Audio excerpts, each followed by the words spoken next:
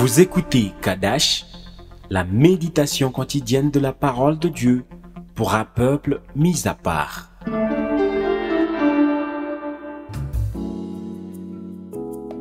Shalom bien-aimés en Christ, la parole de Dieu écrite dans l'Épître aux Éphésiens, le premier chapitre, les versets 11 et 12 nous dit « En lui nous sommes aussi devenus héritiers et ont été prédestinés suivant la résolution de celui qui opère toutes choses d'après le conseil de sa volonté, afin que nous servions à la louange de sa gloire, nous qui d'avance avons espéré en Christ. » Amen.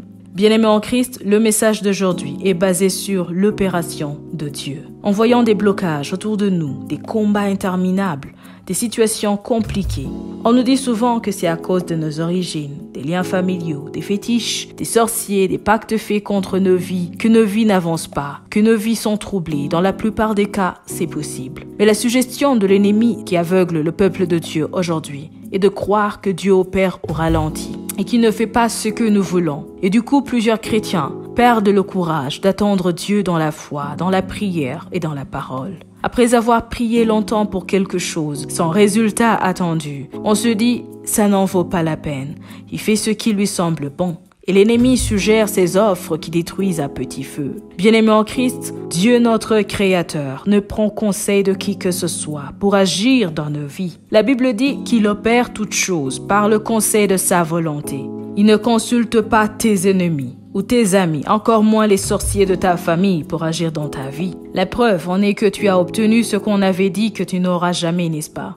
Combien sont mariés, par exemple, aujourd'hui, malgré le conseil des sorciers de leur famille qui avaient tout fait pour que cela n'existe jamais? Mais celui qui est au-dessus de tout conseil sur terre, sous terre et dans les cieux, a tout vu et a tout annulé en ta faveur, n'est-ce pas? Rappelle-toi de louer Dieu pour ça, c'est une bénédiction. Sa parole dit qu'il opère selon le conseil de sa volonté, afin qu'à notre tour, nous servions à la louange de sa gloire. Bien-aimés en Christ, vérifie très bien si ce que tu cherches auprès de Dieu servira d'abord à la louange de sa gloire. Veille à ce que ce ne soit pas pour ta gloire. Il faut que ce que tu demandes à Dieu serve d'abord à la louange de sa gloire. C'est alors que tu verras Dieu opérer des prodiges dans ta vie. Sois richement béni.